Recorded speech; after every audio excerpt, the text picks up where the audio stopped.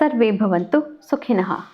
ಇಂದು ಶ್ರೀ ಪರಾಭವನಾಮ ಸಂವತ್ಸರೆ ಉತ್ತರಾಯಣ ಗ್ರೀಷ್ಮ ಋತವು ನೀಚ ಜ್ಯೇಷ್ಠ ಮಾಸೆ ಕೃಷ್ಣ ಪಕ್ಷೆ. ಇಂದು 14ನೇ ತಾರೀಕು ಮಂಗಳವಾರ, ಅಮಾವಾಸ್ಯ ತಿಥಿ ಹಾಗೂ ಇಂದು ಪುನರ್ವಸು ನಕ್ಷತ್ರ. ಇಂದು ಮಣ್ಣೆತ್ತಿನ ಅಮಾವಾಸ್ಯೆ. ವರ್ಷದಲ್ಲಿ 5 ಮೃತ್ತಿಕಾ ಪೂಜೆಗಳನ್ನು ನಾವು ಮಾಡಬೇಕು. ಮೃತ್ತಿಕೆಯಿಂದ ಮೂರ್ತಿಗಳನ್ನು ಮಾಡಿ ಭೂಮಿ ತಾಯಿಯ ಋಣವನ್ನು ತೀರಿಸೋದು ಮತ್ತು ಭೂಮಿ ತಾಯಿಯನ್ನು ಕೃಷ್ಣನೊಂದಿಗೆ ಇಟ್ಟು ಪೂಜೆ ಮಾಡೋದು, ಅವರ ದಾಂಪತ್ಯವನ್ನು ನಾವು ಪೂಜೆ ಮಾಡುವುದು ಬಹಳ ಅವಶ್ಯಕ. ಈ 5ರಲ್ಲಿ ಒಂದು ಮಣ್ಣೆತ್ತಿನ ಅಮಾವಾಸ್ಯೆ. ಮಣ್ಣಿನಿಂದ 2 ಜೋಡಿ ಎತ್ತುಗಳನ್ನು ಮಾಡಿ ಭೂಮಿ ಎತ್ತನ್ನು ಕೊಟ್ಟಿದ್ದು ಮತ್ತು ಹಾಗೂ ಅದರಿಂದ ದವಸ ಧಾನ್ಯಗಳನ್ನು ಆಕೆಯೇ ಕೊಡೋದು. ಹೀಗಾಗಿ ಎಲ್ಲವನ್ನು ಧೇನು ಎತ್ತು ಇವುಗಳನ್ನು ನಾವು ಪೂಜೆ ಮಾಡುವಂತಹದ್ದು ಇಂದಿನ ವಿಶೇಷವಾದಂತಹ ಅಮಾವಾಸ್ಯ ತಿಥಿ. ಈ ಹಬ್ಬವನ್ನು ಎಲ್ಲರೂ ಆಚರಿಸಲೇಬೇಕು. ಮಣ್ಣಿನಿಂದ ಮಾಡಿದಂತಹ ಎತ್ತು, ನಂದಿ, ಬಸವ ಯಾವುದನ್ನು ಬೇಕಾದರೂ ನಾವು ಪೂಜೆ ಮಾಡಬಹುದು. ಇಂದಿನ ಭವಿಷ್ಯವನ್ನು ನೋಡೋಣ. ಪುನರ್ವಸು ನಕ್ಷತ್ರ, ಅಧಿಪತಿ ಗುರು. ಹೀಗಾಗಿ ಎಲ್ಲರಿಗೂ ಇವತ್ತು ಒಳ್ಳೆಯದನ್ನು ಮಾಡಬೇಕು ಮತ್ತು ಬೇರೆಯವರಿಂದ ಕೂಡ ಒಳ್ಳೆಯದನ್ನೇ ನಾವು ಬಯಸ್ತೀವಿ.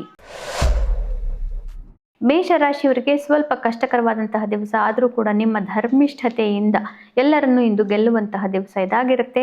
ತಾಯಿಯ ಆರೋಗ್ಯದ ಬಗ್ಗೆ ಹೆಚ್ಚಿನ ಗಮನ ಅವಶ್ಯಕ. ಮನೆಯಲ್ಲಿ ಸುಖ ಸಂತೋಷ, ನೆಮ್ಮದಿಯ ವಾತಾವರಣ. ಕಾರ್ಯಕ್ಷೇತ್ರದಲ್ಲಿ ಸ್ವಲ್ಪ ಕಷ್ಟ. ವೃಷಭ ರಾಶಿಯವರಿಗೆ ನಿಮ್ಮ ಪರಾಕ್ರಮ ಅತಿ ಹೆಚ್ಚಾಗಿರುತ್ತೆ. ಇಂದು ಎಲ್ಲ ಬಂಧು ಬಾಂಧವರಿಂದ ಒಡಗೂಡಿ ನೀವು ಅನೇಕ ರೀತಿಯ ಮೋಜು ಮಸ್ತಿಯಿಂದ ಕಾಲವನ್ನು ಕಳೆಯಬಹುದು. ಮಿಥುನ ರಾಶಿಯವರಿಗೆ ಹಿಂದೆ 4-5 ದಿನಗಳಲ್ಲಿದ್ದಂತಹ ಮನಸ್ಸಿನ ತೊಂದರೆ, ಕ್ಲೇಶಗಳೆಲ್ಲ ಸ್ವಲ್ಪ ಬಗೆಹರಿದಂತೆ ಇವತ್ತು ಭಾಸವಾಗುತ್ತೆ. ಕುಟುಂಬದವರಿಂದ ನೆಮ್ಮದಿ ಪ್ರಾಪ್ತಿ ಹಾಗೂ ಹಣಕಾಸಿನ ವಿಚಾರದಲ್ಲಿ ಇಂದು ಸ್ವಲ್ಪ ಜಾಗರೂಕತೆ ಅವಶ್ಯಕ.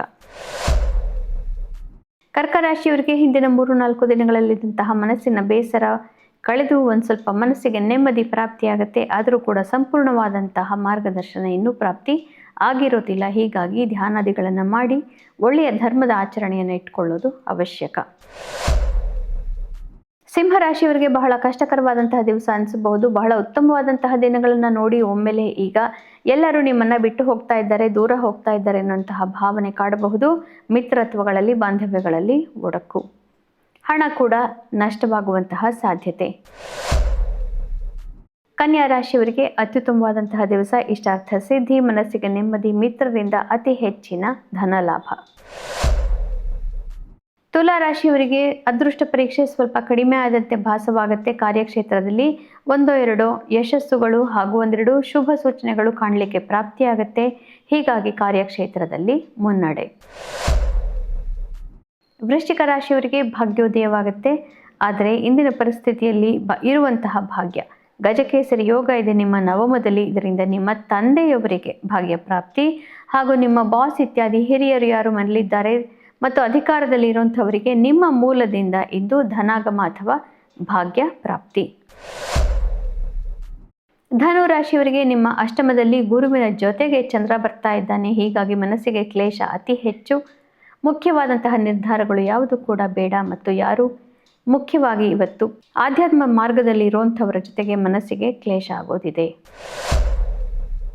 ಮಕರ ರಾಶಿಯವರಿಗೆ ಸಪ್ತಮದಲ್ಲಿ ಗಜಕೇಸರಿ ಯೋಗ. ಹೀಗಾಗಿ ಪಾರ್ಟ್ನರ್ಶಿಪ್ ವ್ಯವಹಾರಗಳಲ್ಲಿ ನಿಮ್ಮ ಪಾರ್ಟ್ನರ್ಗಳು ಯಾರಿರ್ತಾರೆ, ವೈವಾಹಿಕವಾಗಿ ಅಥವಾ ಬಿಸ್ನೆಸ್ ಇತ್ಯಾದಿಗಳಲ್ಲಿ ಇರುವಂತಹ ನಿಮ್ಮ ಸಹೋದ್ಯೋಗಿಗಳು, ಅವರಿಗೆ ಬಹಳ ಮುಖ್ಯವಾದಂತಹ ದೊಡ್ಡದೊಂದು ತಿರುವು ಜೀವನದಲ್ಲಿ ಪ್ರಾಪ್ತಿಯಾಗೋದ್ರಿಂದ ನಿಮಗೆ ಲಾಭವಾಗುತ್ತೆ.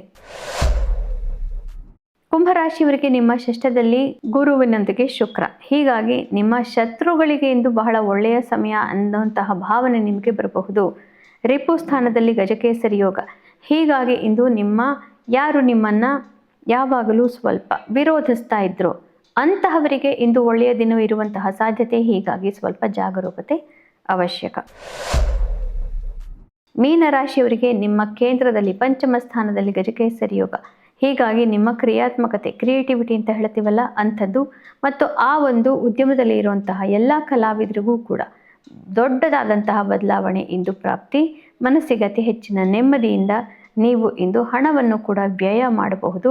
ಪ್ರೀತಿಪಾತ್ರರ ಸುಖ ಸಂತೋಷಕ್ಕಾಗಿ ಇಂದು ಖರ್ಚು ವೆಚ್ಚಾದಿಗಳನ್ನು ಕೂಡ ಮಾಡಬಹುದು. ಪುನಃ ನಾಳೆ ಭೇಟಿಯಾಗೋಣ. ಅಲ್ಲಿವರೆಗೆ ನಿಮಗೆ ತಿಳಿದೇ ಇದೆ, ಗೀತಾ ಶ್ಲೋಕಗಳನ್ನು ಬರೆದು ಓದಿ ಅರ್ಥ ಮಾಡಿಕೊಂಡು ಇವೆಲ್ಲವನ್ನು ಮಾಡಿದರೆ ಭಗವಂತ ನಮ್ಮ ಮೇಲೆ ಕೃಪೆಯನ್ನು ತೋರಿಸಿ ದೊಡ್ಡದಾದಂತಹ ತೊಂದರೆಗಳನ್ನು ಬಗೆಹರಿಸೋದರಲ್ಲಿ ಸಂದೇಹವೇ ಇಲ್ಲ. ಶುಭಮಸ್ತು. ಶ್ರೀಕೃಷ್ಣ ವಿಜಯ.